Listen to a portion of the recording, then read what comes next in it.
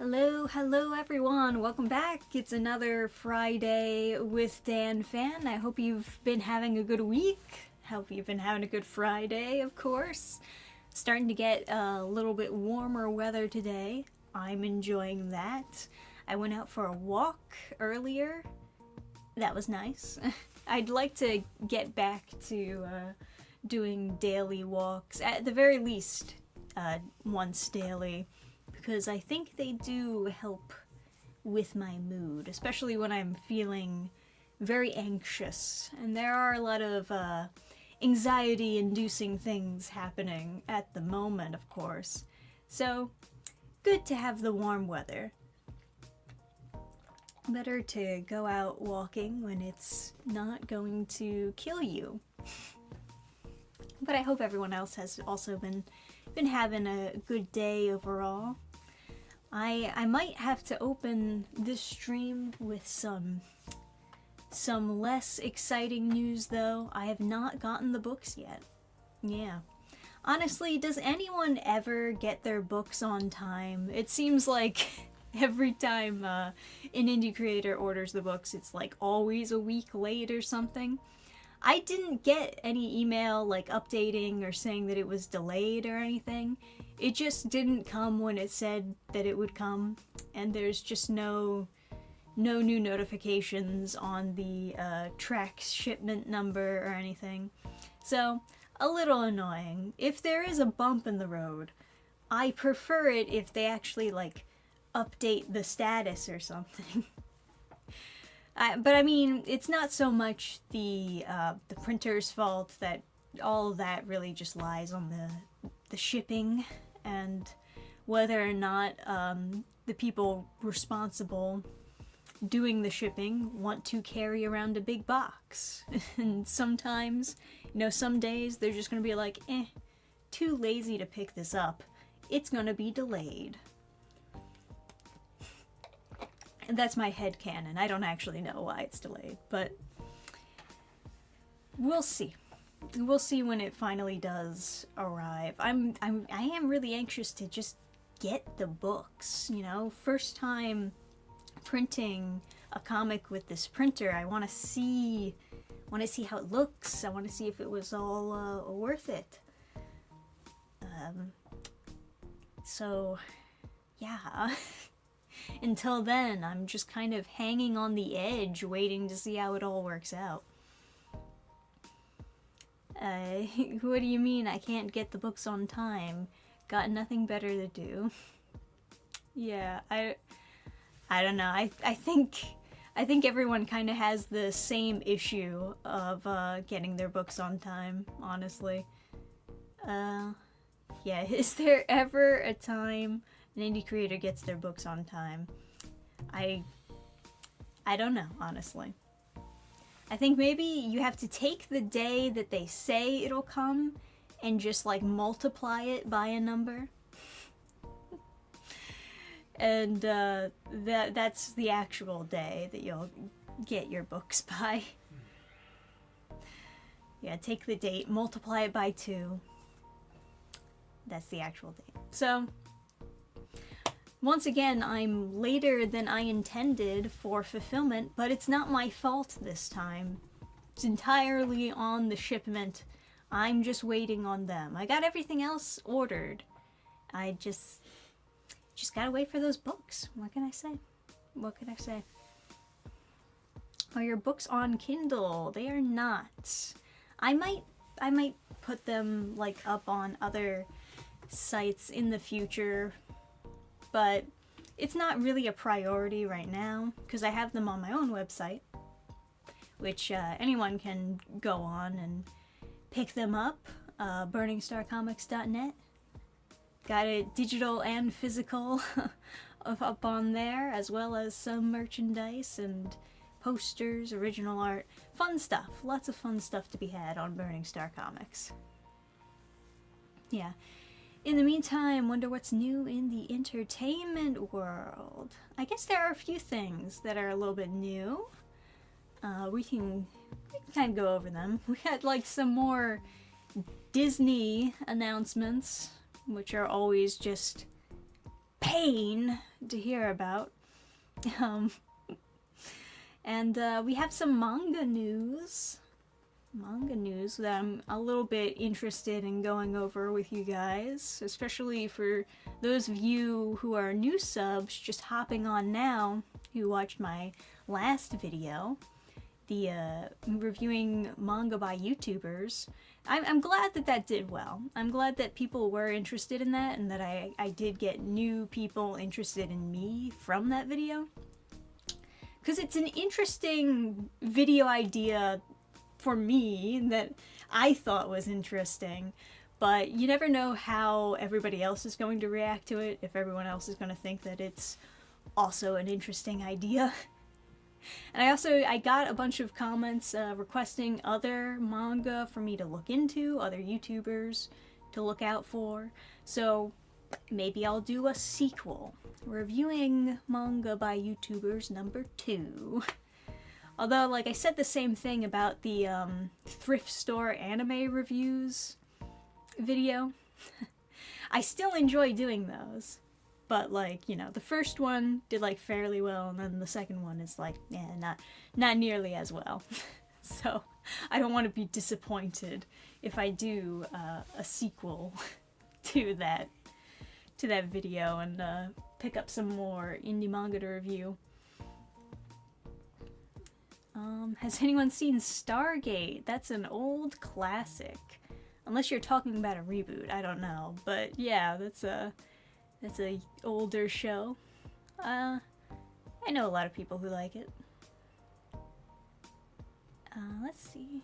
Oh yeah, I did hear about Chuck Norris passing away. That's unfortunate, of course. I think people wanted to keep up the memes that he was actually immortal, but, you know. There's a lot of really prominent, I think, celebrities that have been, like, leaving us of recent, you know.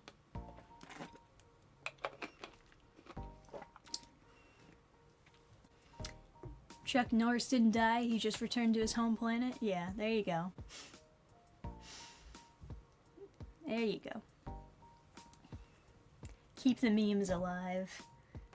That's what I say. Alright. Let me start to share my screen, I guess. That's not the button that I meant to press. I meant to press this one.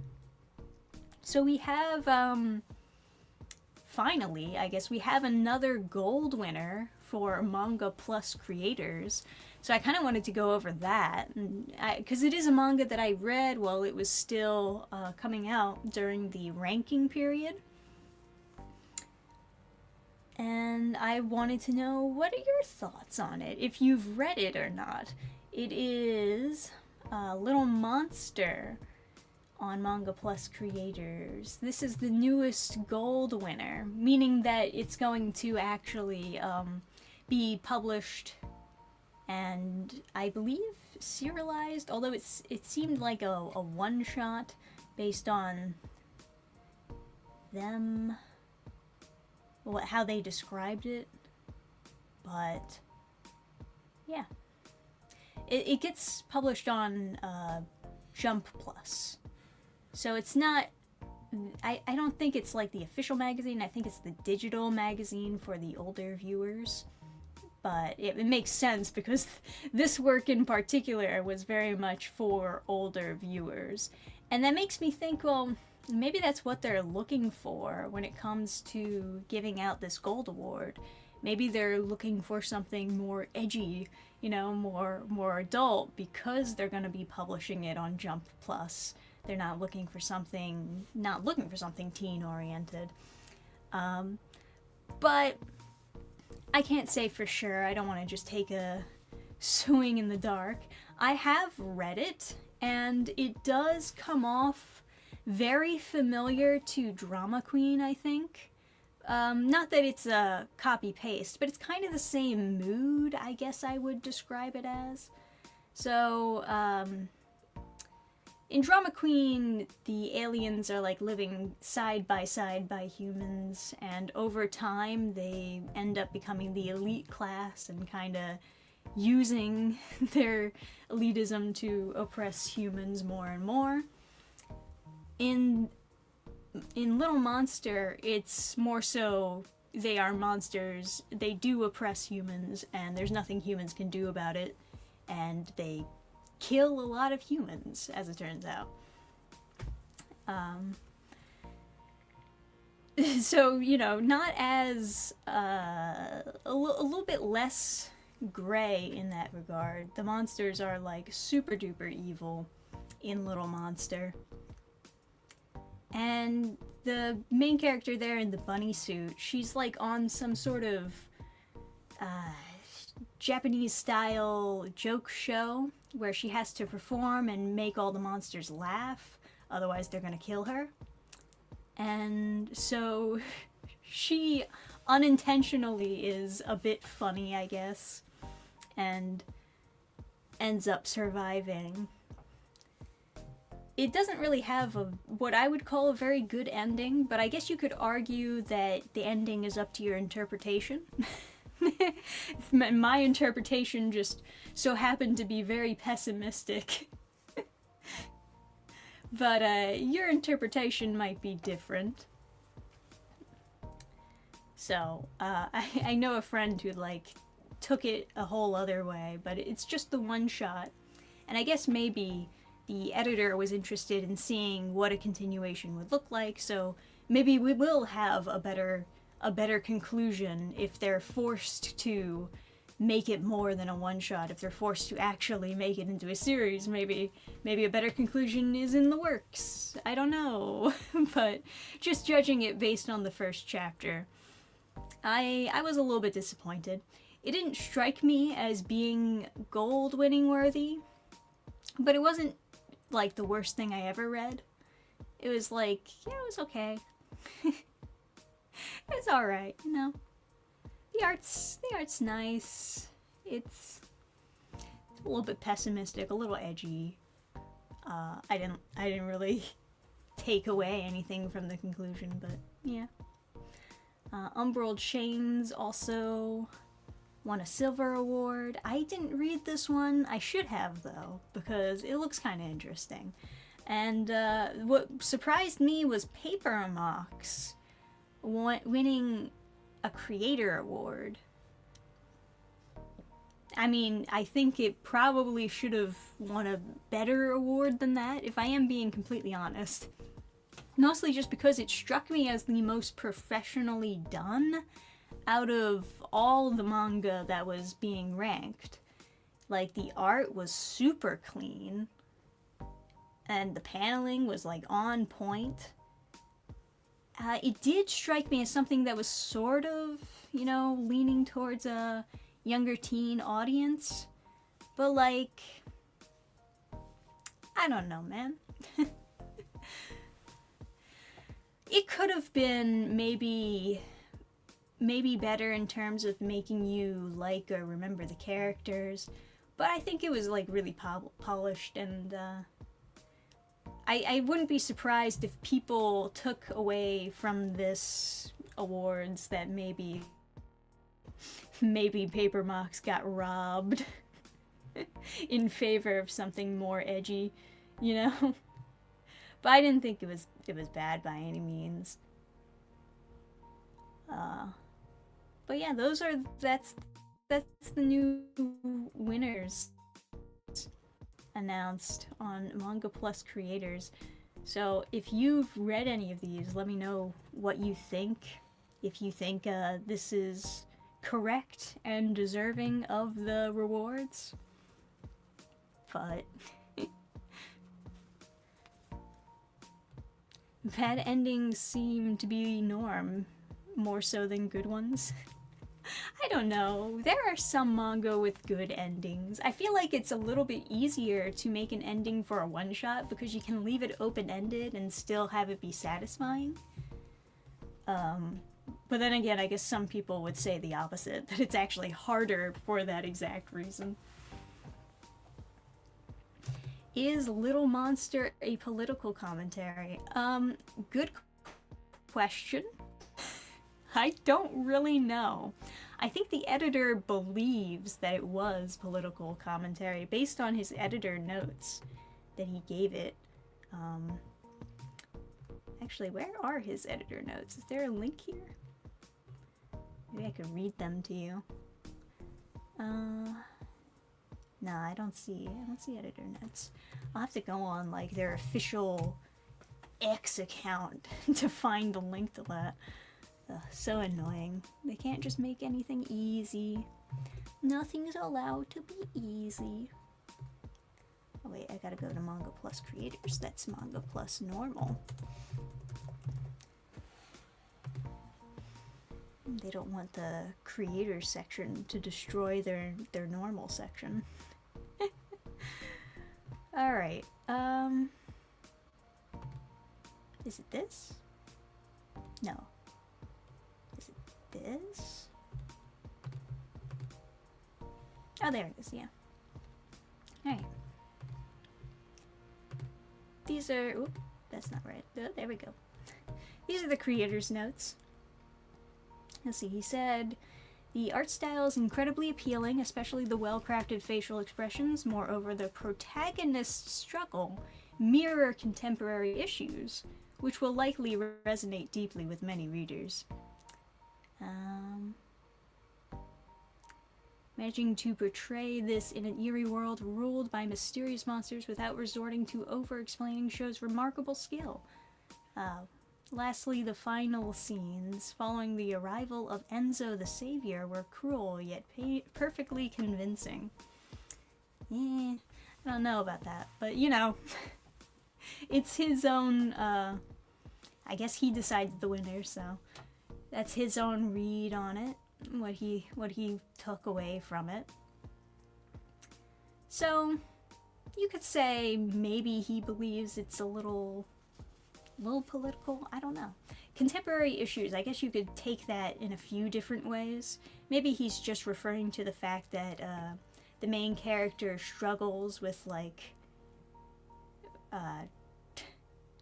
being oppressed by monsters, and maybe that's like resonating with people who struggle with like who they are forced to comply with in real life, like your boss or someone who would bully you into doing whatever. Anti-immigrant message? I don't think it is, honestly. I don't think Little Monster is really about immigration. They don't give you any information on where the monsters came from or anything. Like, the drama queen is much more cut and dry, like, they're aliens, they came here, now they're like taking over, and now it's like, we're the aliens, you know? It's much more, I guess, transparent with that allegory. Monsters could be, I guess, representative of a lot of different things that just cause evil in the world or that cause struggle for the rest of us. But, you know, especially these days where hope and optimism are seen as outdated or childish. Yeah, it does seem like that seems to be everybody's, well, at least maybe some of these editors, what they think. Do you really want it to be one? Oh, like a political commentary? No, not really. We Still One is not like getting a job will kill you in 2. Man, everyone wants something, you know? It's very, very to juggle things right now. Honestly, I was working on this other project, and I'm not even sure, like, I was gonna collaborate with someone to finish it.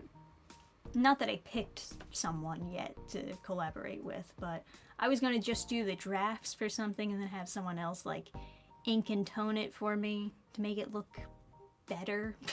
make it look pretty. Just, I guess, to alleviate some of the stress and take some of the work off my shoulders.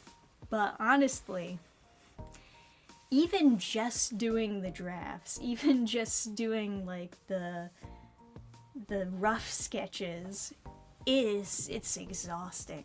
I think people really underestimate how much time and blood, sweat, and tears goes towards making these comics. Ugh. I'm exhausted just talking about it. But then again, maybe I just have extra stress put on me right now because I'm waiting for these books that I should have fulfilled already, and they're not here, and I don't know why they're not here because I haven't gotten updated by FedEx or whoever. So it's a little bit frustrating. And maybe just the extra stress of trying to finish that campaign, plus, you know, trying to start new projects. Maybe that's kind of what's making me extra exhausted. There's a lot of factors that go into either motivating you or demotivating you, you know? You know, the people who say everything is political got mad at Drama Queen being political. They only accept political media that aligns with their politics. Yeah, it's kind of one of those things. Well, they like it if it, you know, supports what they believe, naturally. If it's not supporting what they believe, then they're going to be like, oh, well, I don't want this to do well because it's going to push the wrong message. A message that I don't like. Yeah. But that's just kind of to be expected.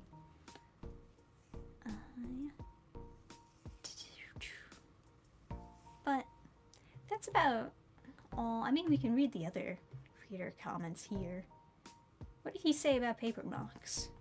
The story's concept isn't groundbreaking. It doesn't just play it safe and with bright and cheerful moments, it also depicts the harsh realities of life. The world building was interesting, and I commend the well thought out character development.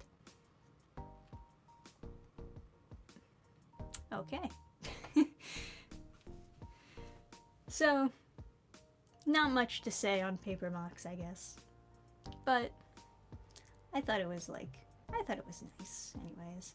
I kind of agree, yeah, the story's concept isn't groundbreaking by any means, but there was potential to build off of it if the editor really wants to try.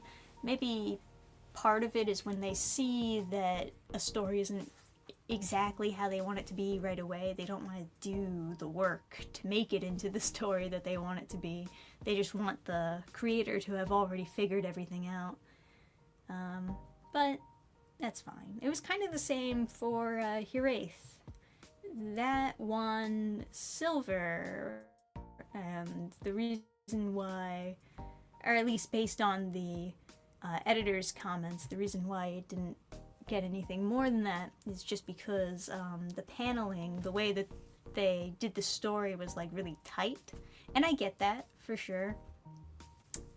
But you know, if you like the concept and if the artist is talented, I would think, well, you should be willing to like work with them and figure out a solution. I don't think like tight paneling is a deal breaker per se when it comes to potential, but you know, maybe they're just looking for something that already has everything figured out, already has everything perfected, and that's their own priority when it comes to doing this competition.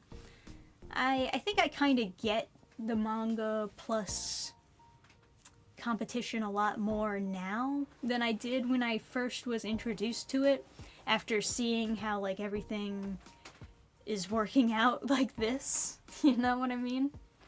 I still think the rankings are a big problem, though. I'm not a fan of how they do the rankings. They seem to have no precautions put up for botting. So, you know, someone can submit their AI slop comic and then just bot the hell out of it. and get put up on the rankings. And they don't get taken down for doing that. And I imagine it's not particularly difficult to figure out when somebody is doing that. You can usually track when someone's using a bunch of bots just to get views, you know? So that's a little frustrating. Not because they win. As far as I know, no one who has ever botted has won. As far as I know. Can't 100% say for sure. But, all that being said, you're still taking up a spot in the top 10 rankings, and they're judging who actually wins based on who got into the top 10. So if you bot to get to the top 10, then you're still taking up a spot from somebody who could have actually had a chance. And I don't like that either. So they should do something about it. But I guess they don't see it as a priority at the moment.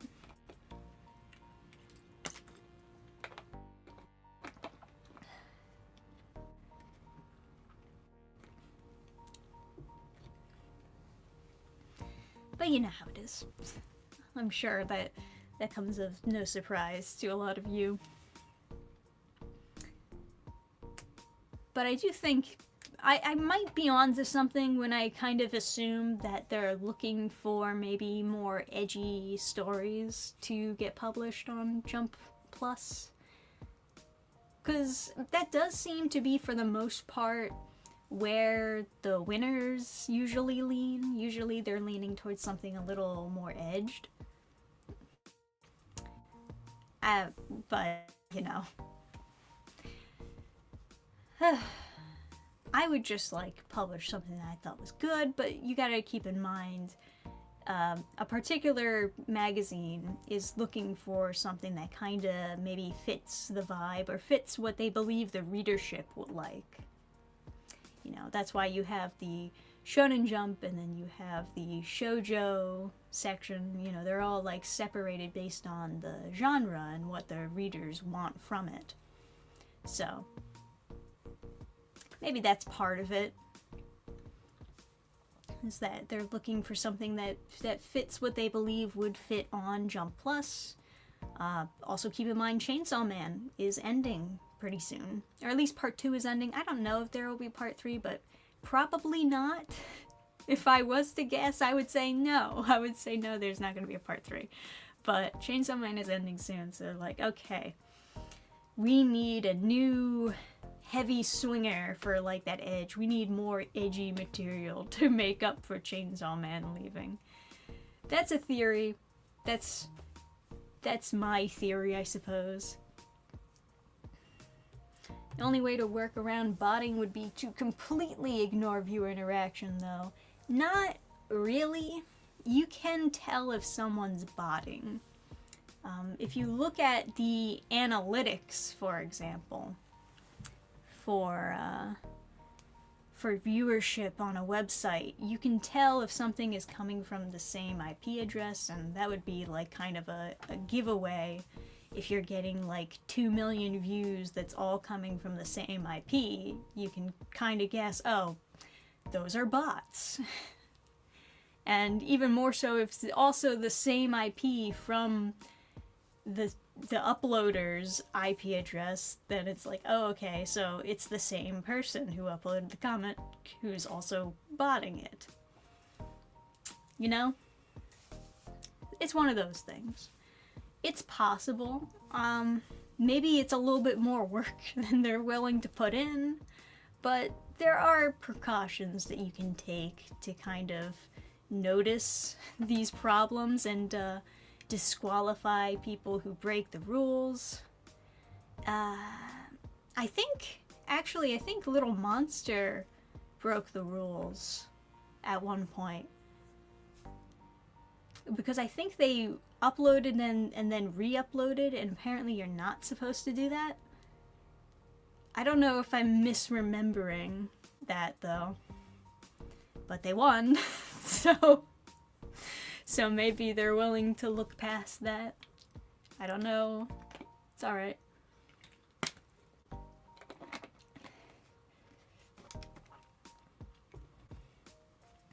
Hope It Ends Part 2 has been a bit of a snooze fest.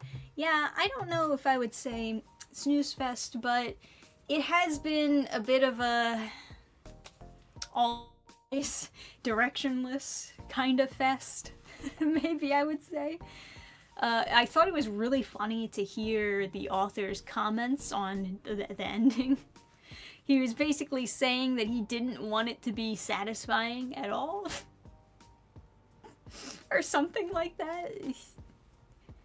Which I think is really funny for an author to just straight up say, like, yeah, I don't really want it to be that satisfying. Enjoy! Oh, jeez. I mean, I made a post about, like, Chainsaw Man ending a while ago, and I think that kind of wraps up my feelings about it. It was like, man, what a long, strange trip it has been. It has been a long, long, strange trip.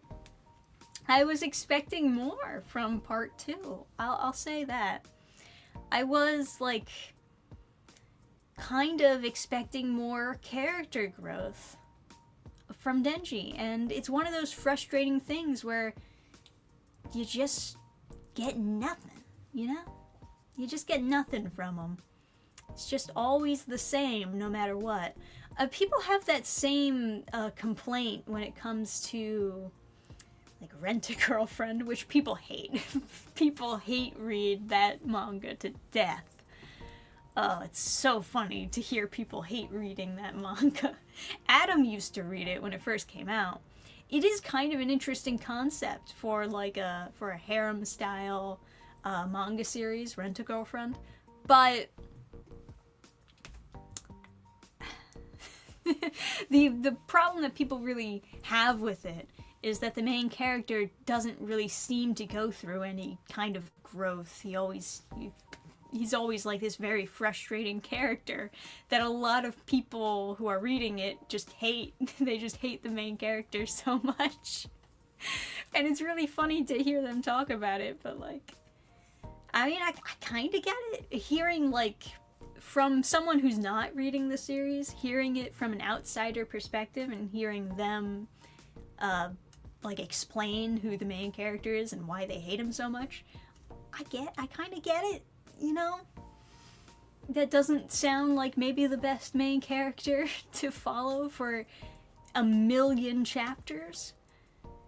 But yeah, I think maybe their feelings towards that main character is kind of like my feelings towards Denji at the moment, where it's the frustrating part is not who he was. The frustrating part is seeing him not change or really be affected by things that are happening around him.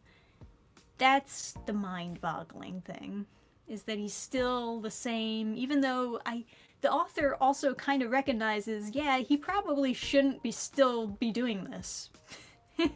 He probably still shouldn't be, like, so easily controlled by women. But he is.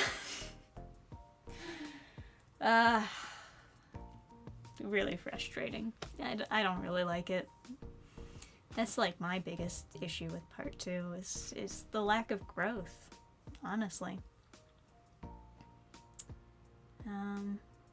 Haven't paid attention to Chainsaw Man in quite a while, actually.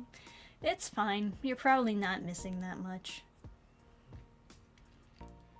What's new in Shonen Jump? Is there something actually new in Shonen Jump? But yeah. Currently catching up on new Jugoku Sensei Nube anime. Okay. Killing your entire cast halfway through your manga is never going to end particularly well, IMO. Nah, I kind of agree with you there. I hate it when a bunch of characters die off very suddenly for what feels like kinda no reason. Like, it feels like it doesn't really affect the plot at all. It's just like, hey, look at how disposable all these characters were. This is good writing, right? They're like, no. If these characters are very easily disposable from the plot, that means you did a bad job. That means they were pointless characters. It's your job as a writer to make all this bloated cast have a point to it, and further the plot. It's not good when you can just kill them off willy-nilly and nothing changes. That's not a good thing. Now I'm ranting, but no, I would agree with you there. I get frustrated because it's not even just Chainsaw Man that does that. I see a lot of manga try to do that. Anime also try to do that. Where they're just like, huh, look how shocking we are. We killed off these characters that you thought would have a point to them, but they didn't have a point to them. They were all pointless. And then now they're all dead, and it was easy. It was easy to kill them off, and it doesn't affect the plot at all because they were all pointless.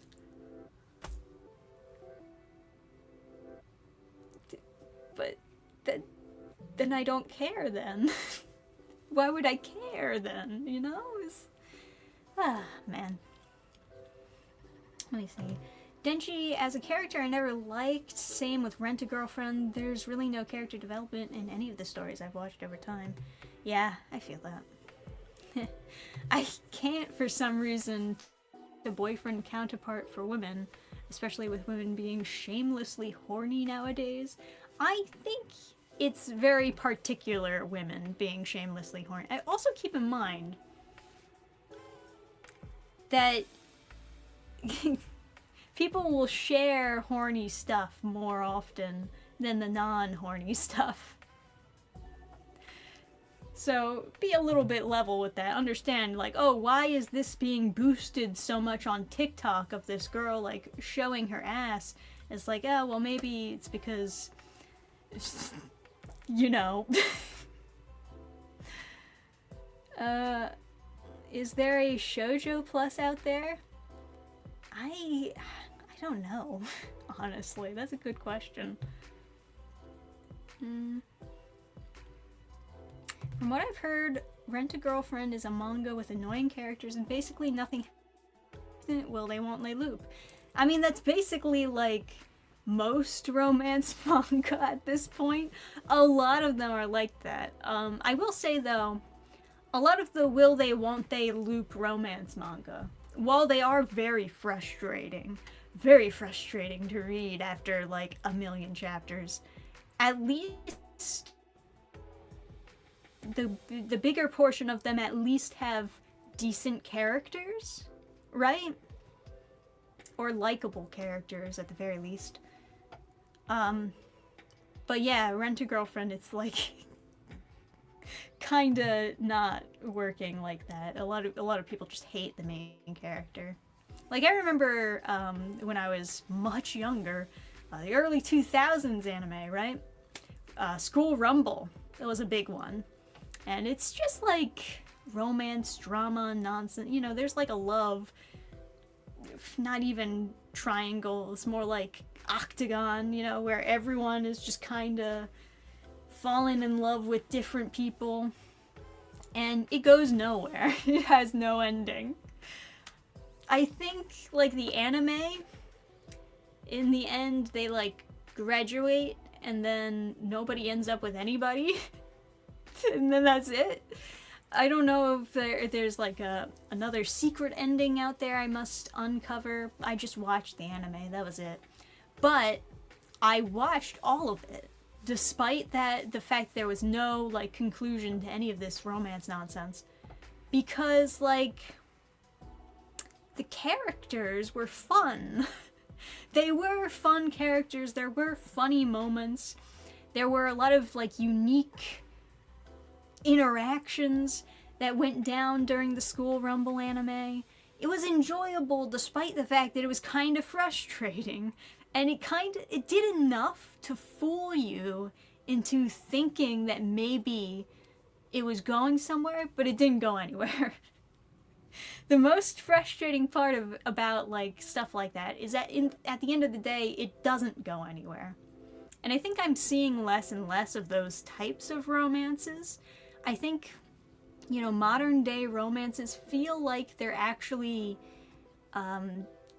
going forward with making a relationship happen. Even Rent-A-Girlfriend, as frustrating as the will they won't they thing was for a very long time in Rent-A-Girlfriend, they are dating now. Like, the two main characters who are supposed to obviously be, you know, endgame, I guess they would call it, they are actually dating now in the series. So now it's just people being mad at him for being a bad boyfriend instead of the will they won't they thing, which is hilarious. Oh my goodness. But yeah. Yeah, killing off too many characters is one way to generate a too bleak, stopped caring response. I feel that. Yeah.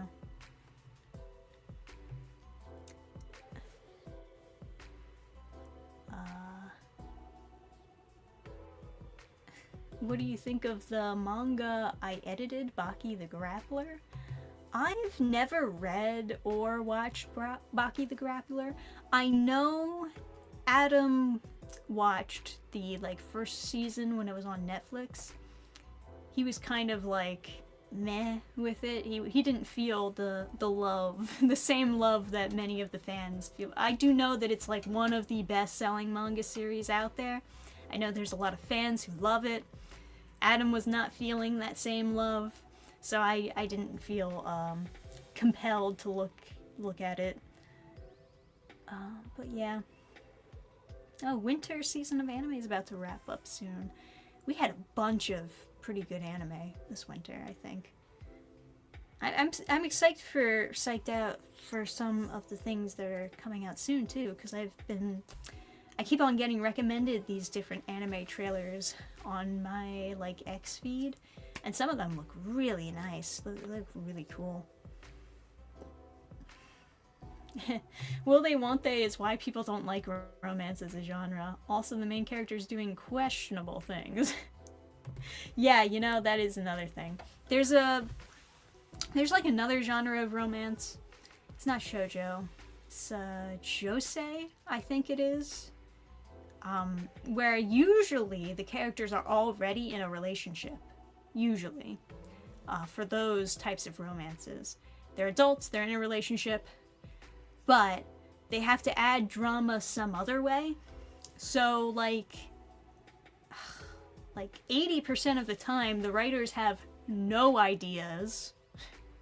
And so they just add cheating as a drama, or potential cheating, or emotional cheating, whatever type of cheating. But you know, they add in another guy who's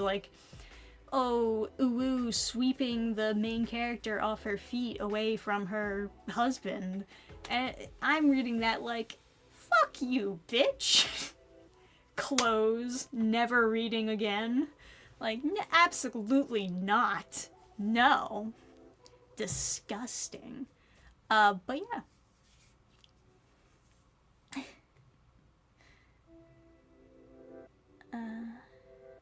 Yeah, a lot of new romance shows actually focus a lot more on the dating aspect. That's really good to see, honestly. I really love that. That's one thing that I can say is really good about the modern romances, is a lot of them are kind of steering away from the will they won't they formula and just kind of embracing the awkwardness of dating. And, you know, I think they've been doing a pretty good job with it. But, I understand also, it's exciting to see the characters slowly become closer and then eventually get together. It's more satisfying. But I think we're seeing both in some series now, where you get the relationship building up, and then after that you get them together and the series continues with them together. And I like that. Are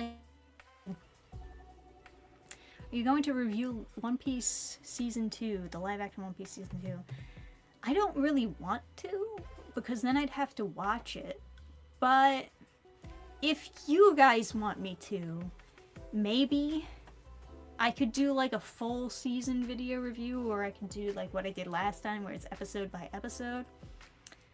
But yeah, honestly, I wasn't really that psyched about the first season, which was really shocking to me because a lot of people who've never seen One Piece before are all of a sudden like jumping on board like this is the best thing ever. And it's like, man, if you think that's the best thing ever, you really should have watched the anime or read the manga or like looked at the source material at all. But man, the thing about One Piece Season 2 is they're adding in like more effects to make up for the fact that, you know, you really can't do Chopper without some form of CGI effects. But it looks so bad. It looks really scary, and I don't want to look at him, you know? It's like Chopper was scary enough when he was in 2D. Now I gotta look at him in 3D? Ugh. You know, that's another... I mean, I don't know why One Piece made me think about this, but that's another thing that's kind of frustrating. You know the trademark Dannphan cat hat? I don't know where it is. I know some of you have been commenting like, where's the hat? Where's the hat, Dannphan? You didn't wear your hat and you're covering like all this anime stuff. You have the hat in your thumbnails, but you don't actually wear it in the video. I don't know where it is. I can't find it. Granted, like, messy in here, you know, but I think I actually lost it when I went to like wash it. Things disappear all the time when you go to like put them in the washer, because like people will just move your laundry without telling you, and you know, things will fall out of the laundry basket, it'll fall in between many different things throughout the house while they're carrying it somewhere. I want to find that hat, right? It's iconic, but I just don't know where it is. I don't even know where to start, you know? I'm gonna have to like tip this house upside down so that I can finally return with my crown for one of these videos. But yeah, I don't even know where to start looking. I started like looking around here, like, oh, maybe I put it back on top of these things over here, but I don't know. I'm completely lost.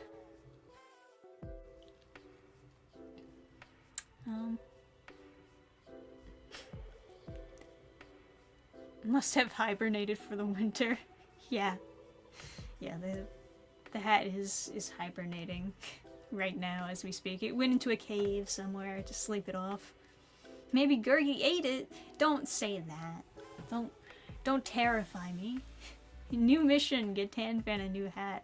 You know, it's one of those hats that was like, it was so early in my life when I got that hat. Like, not even, this is like really early 2000s, before anime was super mainstream.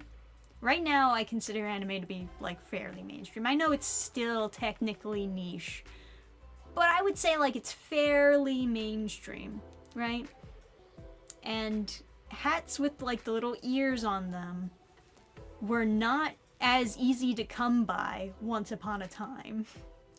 Which is why, like, it's a very bare bones gray hat with like tiny little ear flaps, but it's not these super high quality, you know, hats with like super detailed or cool looking ears with the remote control that like turns them, you know. It's nothing like that. But once upon a time, that was as good as you could get when it comes to having a hat with cat ears on them. So in a way, I kind of do value that hat. It's not just iconic for the channel, but for me, like, personally, that was, like, one of the first things that I got to, like, I guess solidify myself as a weeb. Like, as someone who really enjoyed anime and wanted, like, the kind of stuff that I saw in anime, when you get, like, these anime girls and, like, the cat hats and, like, the cool fashion, and I was like, man, I want a hat with, like, little ear flaps on it. Now it's normie, right? But once upon a time, it was not. Once upon a time, that was a unique thing to have, and I had it. I had it before many other casuals had it. So I really want that hat back. It's a treasure. It's a treasure throughout history. I need it. It's an ancient cat hat from before the anime times, you know?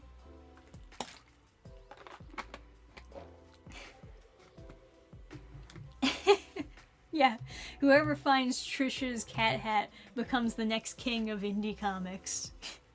There you go. Wealth, fame, power. You can have it all if you find that cat hat. Oh, man. Dannphan the anime. Huh. A relic of a simpler time. Yeah, that is genuinely kind of how I see it. It feels like something that needs to be preserved for the rest of my life.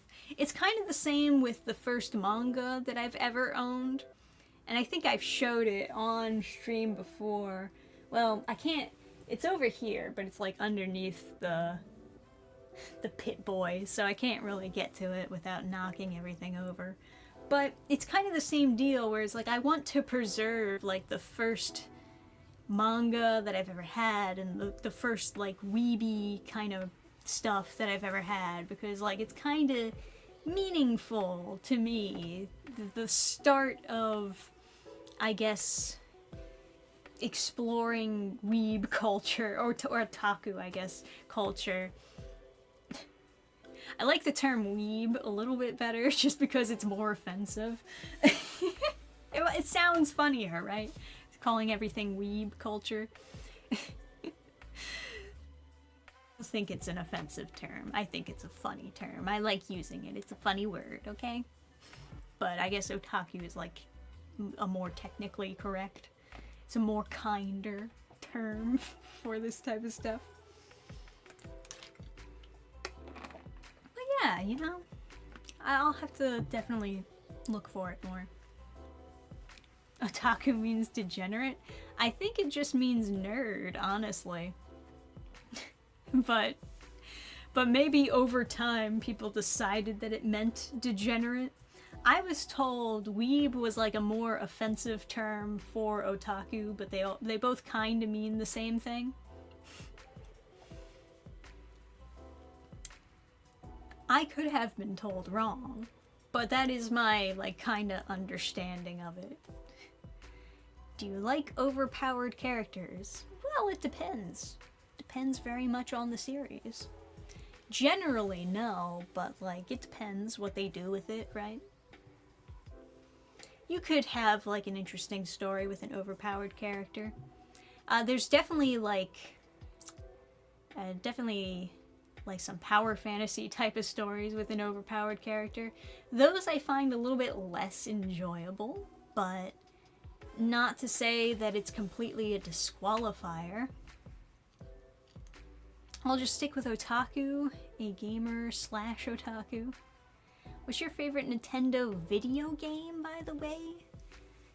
I don't know. You know, I feel like I would probably go for like a super old one that maybe nobody plays.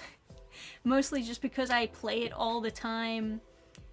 Or I used to, I guess, play it all the time with my boyfriend, and there are like some really nice memories with it. Mario Kart Double Dash. I know, very odd pick out of all the Nintendo games, but that's the one that I have like maybe the most memories with. I've played like a couple Switch games, although I don't think a lot of Switch games are exclusive to Nintendo. I think a lot of them are just like being emulated over to Nintendo, so I don't even know if I could call them Nintendo games, right? Because it's got to come directly from Nintendo for it to be a Nintendo game, you know what I mean? But yeah, otaku means nerd for anything, not just for anime. Right. Mario Kart Double Dash isn't old. Old is like the SNES, right? Well, I don't know. It's old now, right? I know, like, the feeling where it's like, oh, that's not old. That came out in the early 2000s. It's like, yeah, but it's like 20 years ago. That's, you know, it doesn't feel very old, but it is kind of old. Metroid Fusion. I gotta play the Metroid games. I haven't played them, but I got to, because they seem like I might enjoy them. You like the most, Marvel or DC? I'm kind of wiped out on both of them. Gotta be honest. Alright, let's say anything 20 plus is old. Yeah, sure. We can call anything 20 years plus super old. The Burning Star logo reminds me of the Shining Start sprites. Yeah, you know, the Burning Star logo did kind of change over time. The current one is probably like my most favorite version of it. When I was first like explaining how I wanted it to look, I was like, okay, so make a star into a character, right? And then he's powering up like Goku with like the big glowing explosion around him. Because that's really what I kind of was going for, is like a cute star getting a power up.